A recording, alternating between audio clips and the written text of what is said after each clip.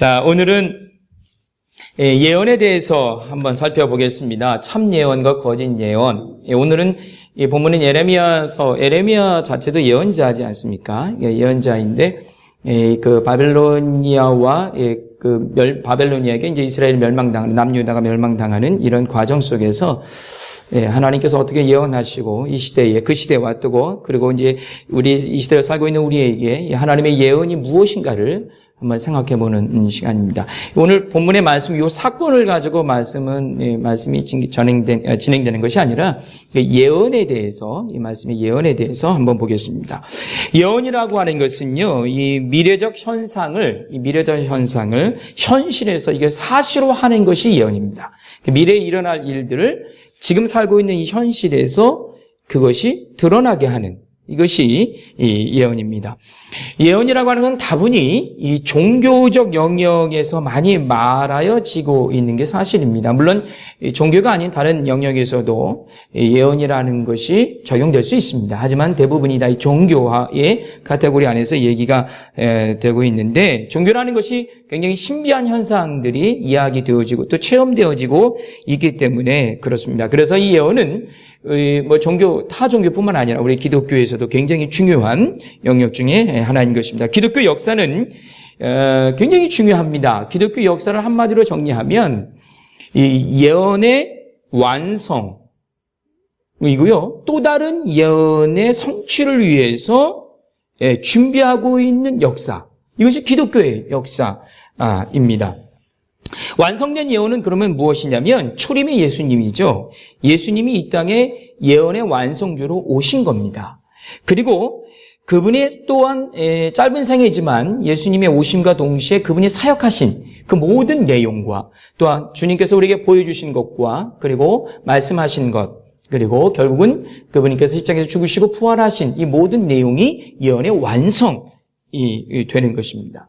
또 다른 예언의 그러면 또 다른 성취가 우리에게 또 기다리고 있는데, 그것은 뭐냐면 그렇게 완성하신 예수 그리스도, 예언을 완성하신 예수님께서 다시 이 땅에 오실 것이다 라고 하는 재림에 주로 오시는 예수님을 의미합니다. 그래서 우리 기독교의 역사는 예언의 완성 그리고 또 다른 예언의 성취를 준비하는, 근데 그 중심에, 예언의 중심에는 예수 그리스도가 있는 거죠. 구약에서는 궁극적으로 이 메시아의 도래 그리고 하나님 나라의 완성을 계속해서 예언하고 있고요. 이것은 이스라엘이라고 하는 이 유대 민족 그리고 팔레스타인이라고 하는 그 지역을 중심으로 이 예언들이 선포됐고 또한 진행됐습니다. 결국 우리의 지금 현 시대에 살고 있는 우리의 어떤 신앙의 고백의 토대가 되는 이 성경은 예언의 시작이고 완성이고 그리고 마무리하는 하나님의 말씀이 되는 것입니다.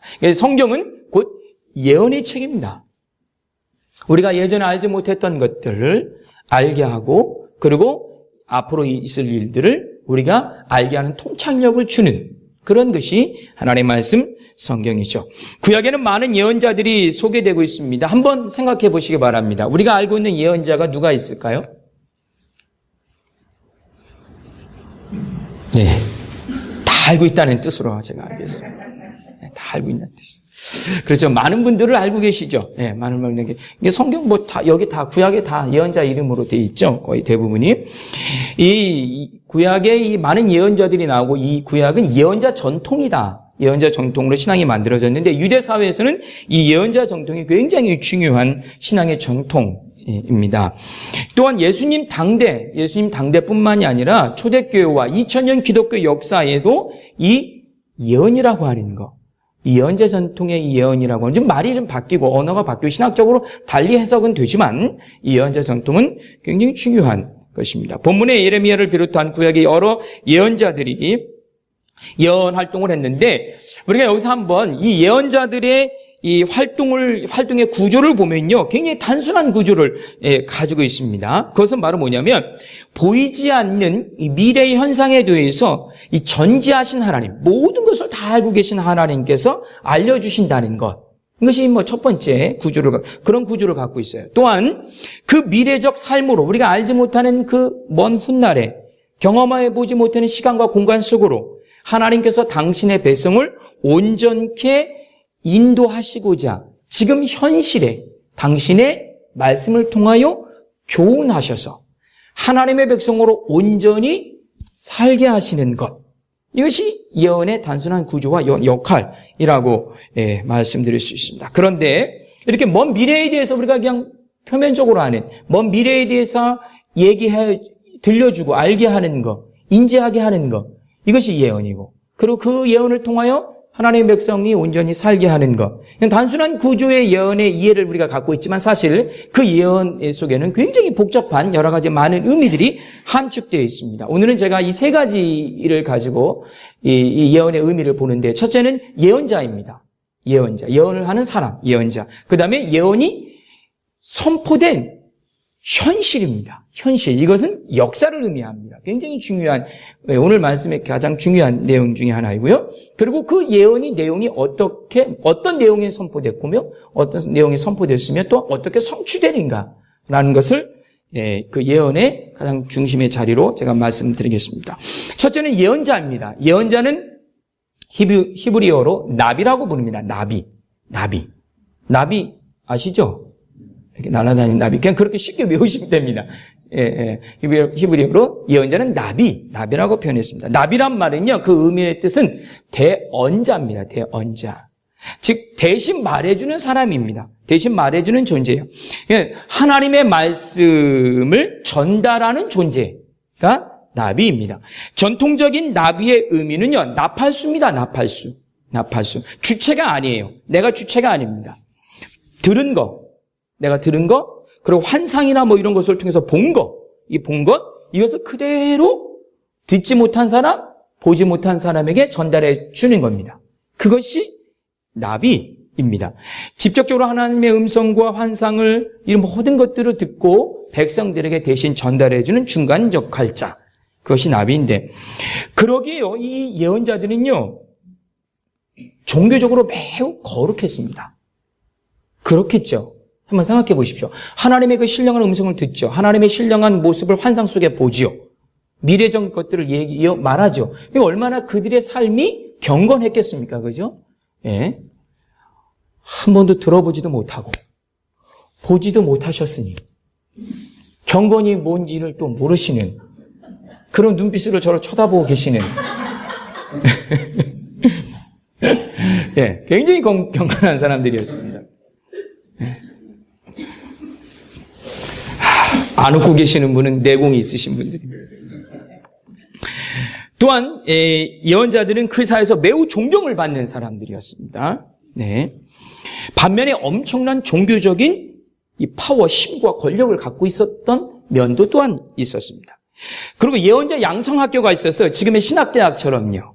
그리고요, 예언자의 활동과 근거지도 아주 다양했어요. 궁궐, 그리고 귀족들을 상대하는 그런 귀족 예언자들이 있었고요. 일반 백성들처럼 그들의 삶의 현장 속에서 그들과 함께 더불어 살면서 하나님의 말씀을 개헌한 사람도 있었고요.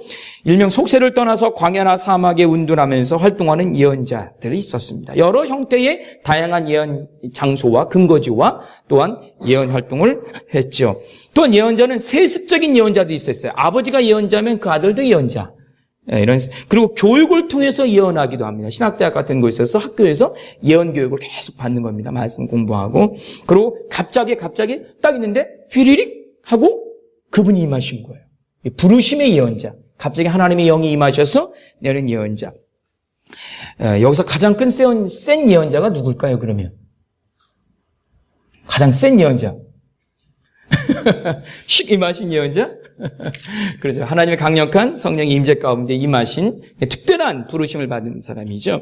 오늘 본문의 예레미야는 베냐민 지파의 아나노시라고 하는 제사장의 손자였습니다.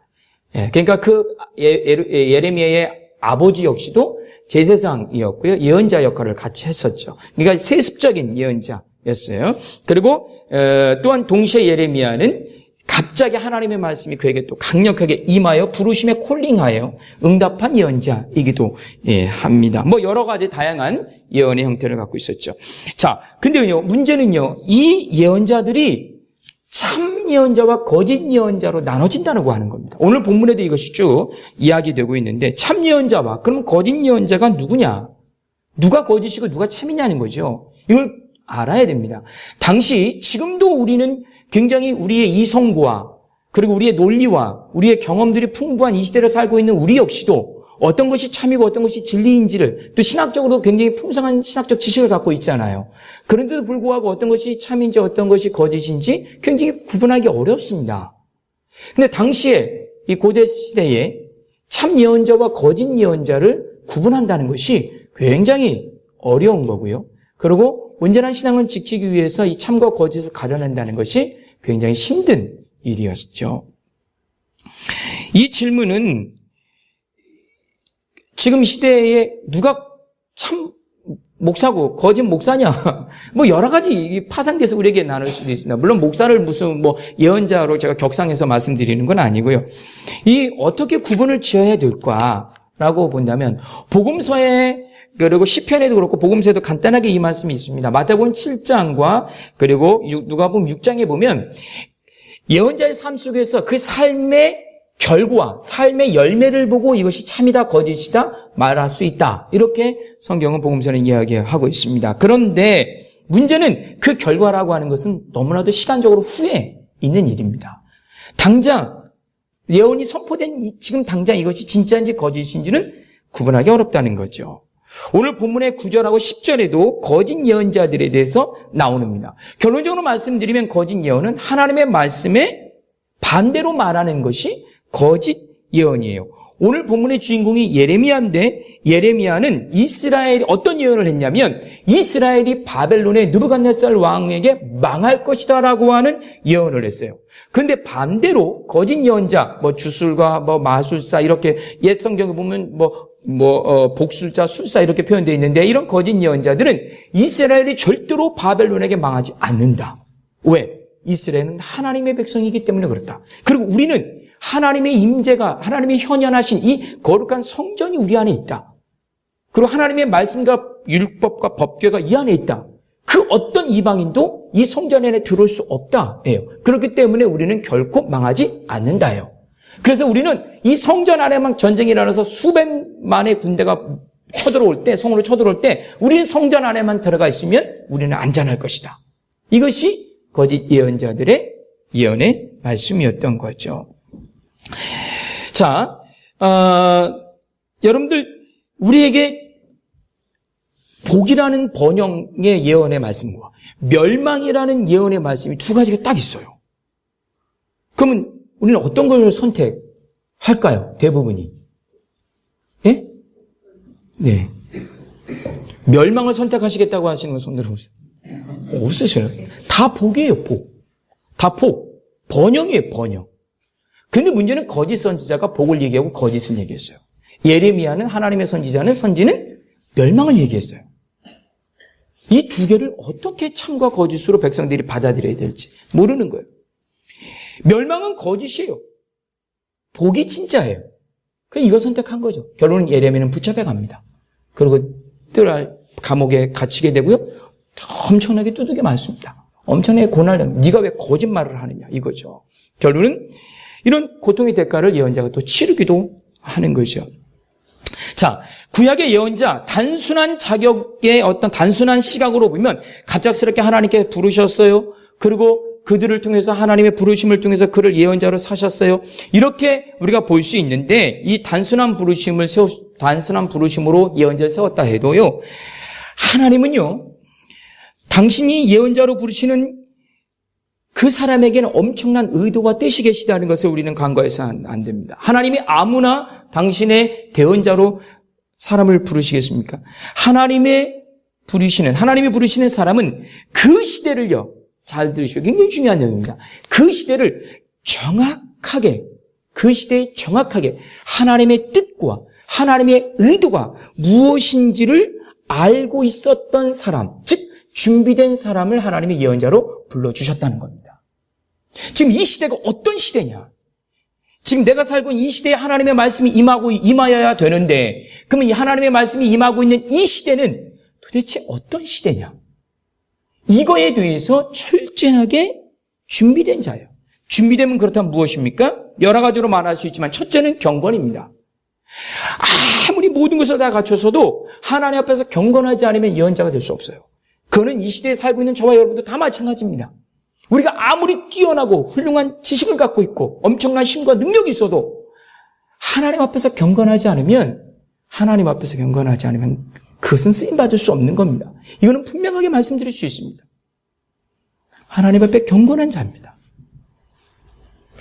첫째는 경건이에요. 그리고 또 하나, 하나님의 시각으로 역사를 보는 가치관을 갖고 있는 사람입니다. 이거 굉장히 중요한 오늘의 말씀의 핵심 포인트입니다.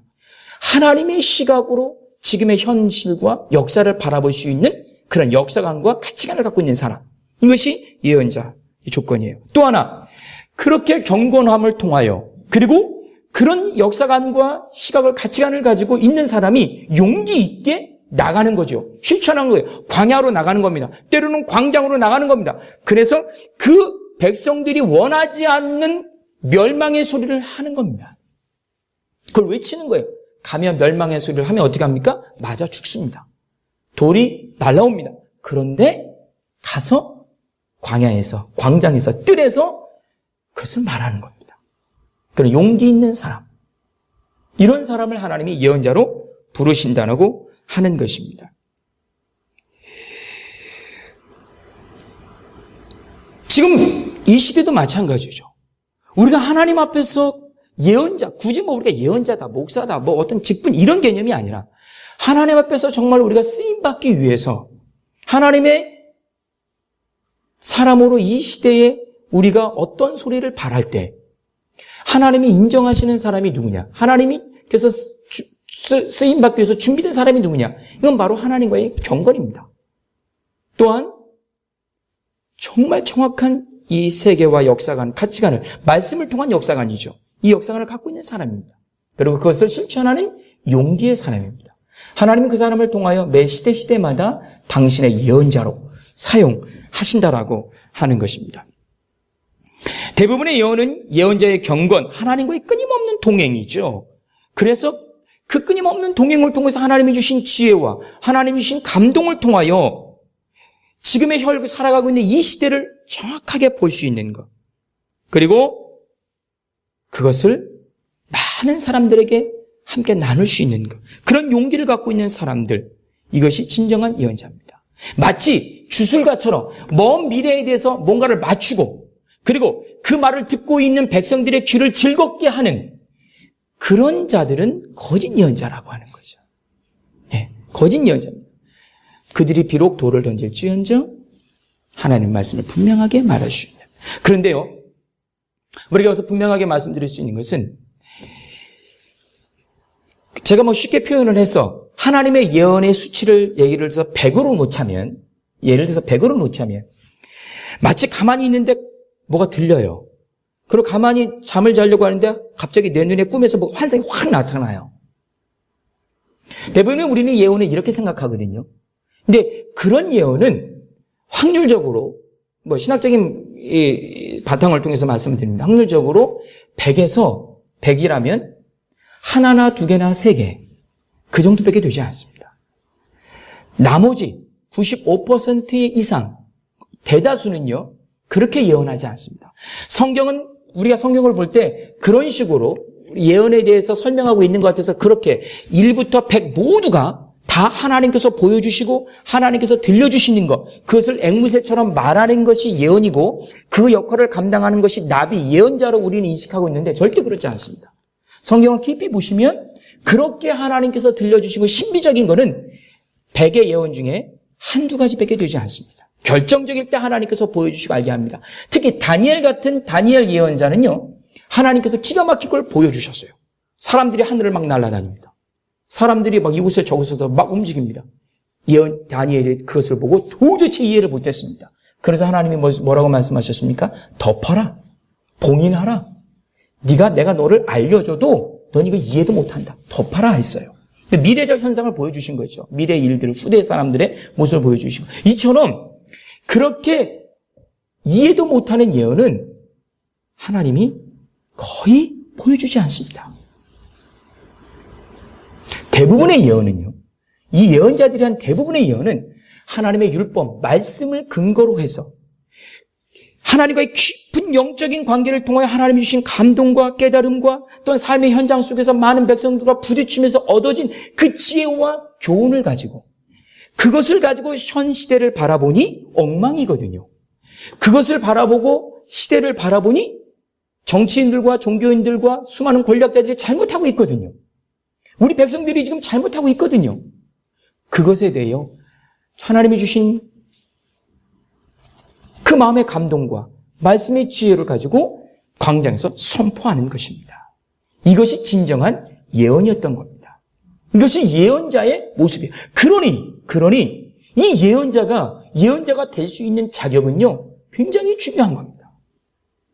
투철한 경건, 그리고 투철한 역사관과 세계관, 하나님 말씀을 연구하는 그 지식과 그 지혜가 있는 사람을 하나님께서 들어서 그 시대에 하나님의 나팔수로 사용하신다라고 하는 것입니다. 현 시대의 사역자들도 마찬가지입니다. 저도 목사라는 타이틀을 가지고 여기서 말씀을 전하지만 사실 이 예언자적 전통에 보면 굉장히 부족하죠. 굉장히 부족합니다. 이 세 가지, 아까 제가 말씀드린 이 세 가지 조건에도 하나도 제대로 저에게 있지 않아요. 굉장히 부족한 겁니다. 이 시대에 수많은 목회자들과 하나님 말씀을 증언하는 마치 예언자 같은, 대언자 같은 사람들이, 수많은 사람들이 있지만 그들이 끝까지 선종하지 못하고 끝까지 좋은 열매로 그들의 삶을 마감하지 못하는 이유는 내가 하나님 앞에서 그 경건의 훈련과 그리고 이 시대를 바라볼 때에 정말 하나님 말씀을 가지고 순수하게 세대를 바라보는 그런 세계관과 가치관을 잃어버린 거죠. 왜? 내가 갖고 있는 힘이 있거든요. 내가 갖고 있는 주변 환경의 모든 조건들이 채워졌거든요. 수많은 예언자들이 있었어요. 수많은 종교 지도자들이 당시에도 있었습니다. 그러나 그들 모두 다가 하나님의 참 예언의 이 자리를 떠나 세상이 주는 그 모든 것들을 소유하며 그 모든 예언에서부터 거짓 예언으로 바뀌어지기 시작한 겁니다. 이게 예언자입니다. 이게 굉장히 중요합니다. 사실 일은 사람이 하는 겁니다. 하나님의 나라는 사람이 만드는 겁니다. 하나님은 사람을 통해서 반드시 만드십니다. 그렇기 때문에 누구냐인 거죠. 누구냐? 너가 준비된 자이냐? 너가 정말로 하나님께 경건한 자이냐? 너가 이 시대를 깨우기 위해서 너에게 주어진 삶을 통하여 정말로 하나님의 시각으로 세상을 볼 수 있는 역사관과 세계관이 너에게 있느냐? 굉장히 중요한 예언자의 모습입니다. 두 번째는요, 예언이 선포된 현실입니다. 이거는 굉장히 중요한 제가 대명제를 말씀드립니다. 매 순간마다 하나님은 인간의 역사 속에 개입하신다입니다. 이걸 믿으십니까? 하나님은 매 순간마다 인간의 역사와 인간의 시간과 공간 속에 개입하셔서 역사하신다는 거예요. 이것이 예언의 선포입니다. 그 개입은 곧 하나님의 말씀의 임재이고요. 예언의 선포이고 완성일 것입니다. 현실이 매번 다릅니다. 다양한 방법들과 결과들이 나올 수 있습니다. 하지만 늘 공통된 예언이 있습니다. 여러분이 그 예언이 그러면 무엇이냐라고 보게 되는데 공통된 예언이 있습니다. 그 공통된 예언은 다양한 현실과 상황들 속에서 공통된 예언은 무엇이냐면 하나님의 뜻입니다. 하나님의 뜻 자체가 예언입니다. 하나님의 뜻을 이루는 것입니다. 어떤 현실이든 간에 하나님은 당신의 뜻을 이루시기 원합니다. 하나님의 뜻과 인간의 뜻이 늘 상충되는 것이 현실입니다. 우리의 현실, 이 시간은, 여기는 늘 하나님의 뜻과 인간의 뜻이 상충되는 것이 현실입니다. 이 현실 속에 하나님은 예언하십니다. 뭐라고? 내 뜻을 이루겠노라고. 그리고 하나님은 말씀하십니다. 지금 너희들이 현실을 보아라. 장님처럼 어두워서 보지 못하는 현실, 나의 탐욕과 욕망으로 가득 차서 지금이 어떤 상황인지 모르는 이 현실, 내 자신의 힘과 의로움이 가득해서 내가 무언가를 해보겠다라고 하는, 그래서 영원히 이 땅에서 내가 하나님의 자리를 대신하려고 하는 이 현실, 궁극적으로 하나님이 아닌 그 어떤 것으로 나의 삶의 목표를 삼는 이 현실 속에 하나님은 강력하게 임하시는 겁니다. 무엇으로? 당신의 뜻을 이루기 위한 예언으로. 당신 스스로가 예언자가 되시는 거죠. 하나님의 예언은 우리의 미래를 점치시는 것이 결단코 아닙니다. 이거는 저기 어디 점치는 무당집이나 가서나 우리가 볼 수 있는 거예요. 지금의 현실을 정확히 보라는 것이 하나님의 예언입니다. 여러분, 하나님의 예언을 하십니다, 우리에게. 어떻게 예언하십니까? 야, 미래에 앞으로 이렇게 1년 후에 이런 일이 일어날 거야. 이런 예언 절대로 하지 않습니다. 하나님의 예언은 지금 우리에게 주신 예언이에요. 뭡니까? 현실을 정확히 봐라. 이것이 하나님의 교훈과 하나님의 예언입니다. 그 현실 속에서 하나님의 뜻을 알 수 있거든요. 그렇기 때문에 하나님은 그렇게 예언하는 겁니다. 하나님의 말씀하시는 복과 멸망은 미래의 현상이 아닙니다. 지금의 결과가 그렇게 나타나는 것뿐입니다. 그러니까 우리가 미래에 좋게 될 것이냐 나쁘게 될 것이냐를 말하고 전망하는 것은 굉장히 어리석은 것입니다. 현실을 보지 않고 말하는 것은 굉장히 어리석은 것이죠. 이것이 예언이에요. 그렇기 때문에 우리의 현실을 어떤 시각으로 보느냐에 따라 하나님의 예언이 이루어지는 것입니다. 굉장히 중요한 말씀입니다. 우리가 지금의 모습을 어떤 시각으로 보냐에 따라서 하나님의 예언이 이루어지냐 이루어지지 않느냐입니다. 지금의 현실을 어떤 역사관은 어떤 세계관으로 보느냐, 이것이 우리의 미래를 결정하는 것이고요. 진정한 예언은 이 현실 속에서 결정되는 것입니다. 제가 여러분에게 하나 예언하겠습니다. 잘 들어주십시오. 좋은 열매를 맺기 원하십니까? 네, 대답을 하셔야지 제가 그 다음에 예언을 할 거 아닙니까? 좋은 열매를 맺기 원하십니까? 방법을 하나 알려드릴까요? 그러면 좋은 것을 심으십시오. 아멘을 안 하시네. 이것은 갈라디아 6장 7절에 나왔어요. 심은 대로 거둘 것이다. 제 예언이 아닙니다. 자그마한 양심을 갖고 있는 젊은 목회자가 성경을 보았기에, 성경을 기억하고 있기에, 성경을 알았기에 말씀드리는 것뿐입니다. 근데 제가 말했잖아요. 예언적 소리를 가지고 말한 겁니다. 하나님이 나를 통해서 알게 하신 거예요. 좋은 것을 좋은 것을 거두기 원하느냐? 좋은 것을 심어라. 끝이에요. 더 이상 아무것도 없어요. 이게 예언이에요. 이게 하나님의 말씀이고 이게 예언입니다. 미래를 결정하는 것은 지금에서 결정되는 거예요. 지금의 현실을 어떻게 하느냐, 무엇으로 보느냐에 따라서 미래의 예언은 성취되는 것입니다. 그래서 하나님은요, 미래의 예언을 위해서 당신께서 태초서부터 지금까지 인간 역사 속에서 어떻게 하셨습니까? 개입하셨습니다. 꾸준히 개입하셨어요. 당신을 낮추기까지 개입하셨어요. 계속해서 당신이 임재하셨어요. 그리고 나중에 당신은 위대한 예언을 스스로 이루시는 것이죠. 현실은 역사가 되는 것입니다. 수많은 지남의 역사는 우리에게 무수한 교훈을 주었고요, 의미와 지혜들을 던져주었어요. 그 속에서 많은 믿음의 선지자들을 통하여, 선지들을 통하여 하나님은 어떻게 예언하셨고 어떻게 역사하시는 것을 우리가 알게 하셨어요. 그것이 예언입니다. 더 이상 다른 곳에서 예언을 찾는 게 아니에요. 오늘 본문의 참 예언은요, 이스라엘이 바벨론에게 항복하는 겁니다. 멸망하는 겁니다. 이것이 진정한 예언입니다. 그들의 이스라엘의 현실은 망하는 겁니다. 이것이 하나님의 뜻이에요. 망할 때 하나님은 다시 회복을 준비하고 계신다고 오늘 성경에 말씀하고 있어요.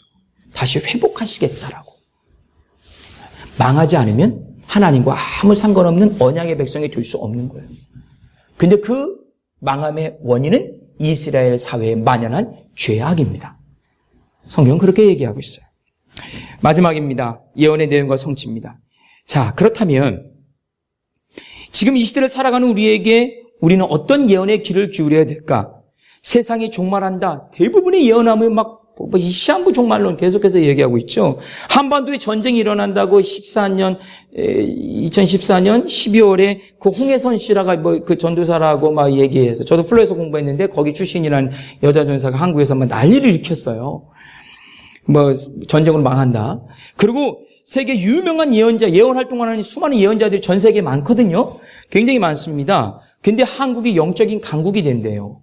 그리고 30년 후에는 중국과 일본을 식민지한대요. 남과 북은 당연히 통일하는 거고. 박수 쳐야죠, 이런 예언. 좋아요. 굉장히 좋은 거예요. 저도 한국 사람으로 굉장히 좋은 거예요. 다 단순하게 생각해서 다 버리고 그냥 단순하게 우리 민족이 통일된 대로 얼마나 좋아요. 그 일본 그 민족 우리가 고통을 당했는데 그 민족 우리가 식민지 한다니 뭐 중국까지 식민지 한다니 얼마나 뭐 같은 한국 사람으로서. 근데 여기에 우리의 웃음을 던지면 안 됩니다. 문제는요, 그 예언이 지금의 현실과 어떻게 관계가 있느냐가요. 미사일 배치하는데 어떻게 통일이 되겠어요? 그 중국하고 러시아하고 그렇게 막 복잡해진 관계가 만들어졌는데 공단 철수했는데 이게 뭐 어떻게 되겠냐고요. 이 현실이 이런데 앞으로 통일될 것이다? 앞으로 뭐가 될 것이다? 이거는 굉장히 어리석은 우리의 미래에 마치 점치는 점쟁이 같은 거예요. 의미 없는 그 어떤 것도 우리에게 의미를 주지 못하는 거죠. 정확하게 우리의 역사를 봐야, 지금의 현실을 봐야 되는 것이죠. 진정과 예언과 성취는 지금 이 순간에 하나님의 말씀에 귀를 기울이신 것. 그리고 하나님께서 이 시대에 무엇을 하실까?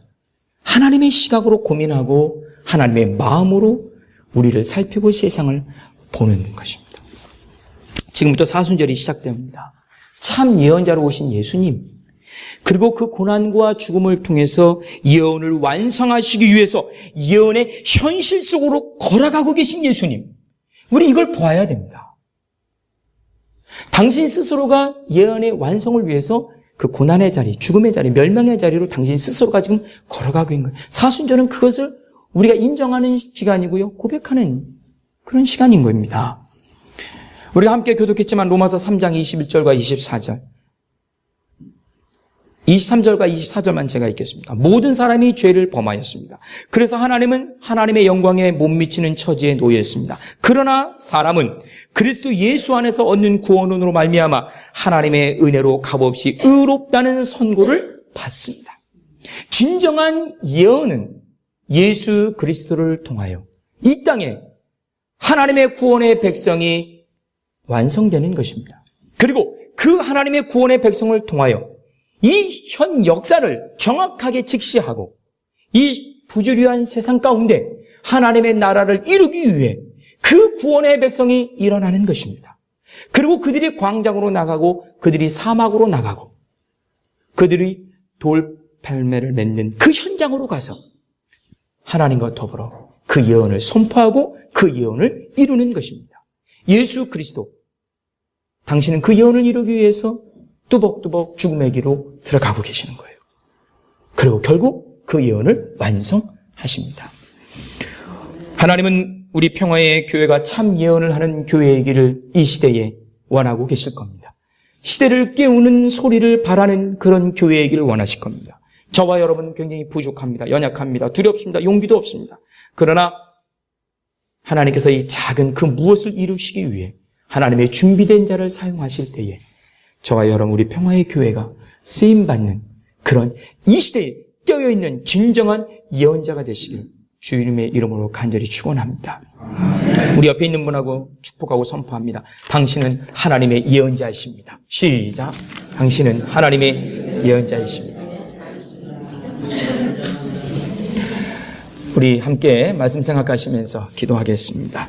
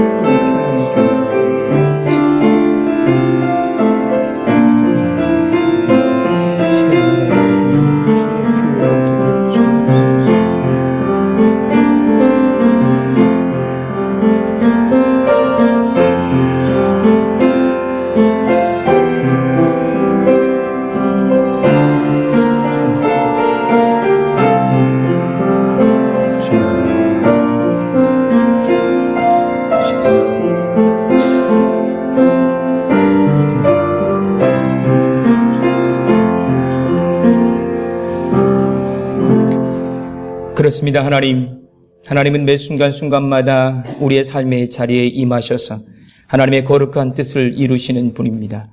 이것을 깨닫고 이것을 인정하고 이것을 고백하고 이것을 선포하는 것이 하나님의 백성의 삶인 줄 압니다. 하나님, 어두워져가고 곤고한 세대 가운데 하나님의 뜻을 이루고자 하나님이 당신의 사람을 부르시는 이 시간에 하나님의 거룩한 예언자로 우리가 준비되게 하시고 그 부름에 응답하여 하나님의 사람으로 하나님의 나라를 만들어가는 우리 모두 다가 될 수 있도록 은혜를 더하여 주옵소서. 이 시간 특별히 기도합니다. 담임 목사님 육신의 연약함을 통하여 어려움을 당하고 계십니다. 연약한 종을 하나님께서 긍휼히 여겨주셔서 그의 마음과 생각과 영혼을 치유하시고 그의 연약한 몸을 주님께서 온전케 하여 주셔서 맡겨주신 이 귀한 주님의 교회와 이 시대의 거룩한 사역들을 온전히 감당하는 귀한 목사님이 될 수 있도록 인도하여 주옵소서. 이를 위해서 우리 성도들이 함께 기도하게 하여 주옵시고 아름다운 협력자와 조력자들이 되어 우리 평화의 교회가 목사님을 중심으로 하여 하나님의 나라를 온전히 이루어가는데 존귀하게 쓰임받을 수 있도록 역사하여 주옵소서. 겸하여 기도합니다. 우리의 지체 가운데 연약한 주의 성도들이 있습니다. 주님 긍휼히 여겨주시고 당신의 능력의 손으로 늘 안수하여 주셔서 마음이 평안할 뿐 아니라 연약한 육신이 하나님 다시 한번 새롭게 창조되게 하시고 하나님 회복되게 하여 주옵시며 우리에게 주어진 이 땅에서의 거룩한 사명을 잘 감당하게 부족함 없는 우리의 강건한 육체, 영혼, 우리의 삶이 될 수 있도록 역사하여 주옵소서. 이 시간에 귀한 예물을 하나님께 올려드립니다. 하나님, 작은 물질이지만 우리의 마음과 정성과 우리의 삶을 올려드리는 것입니다.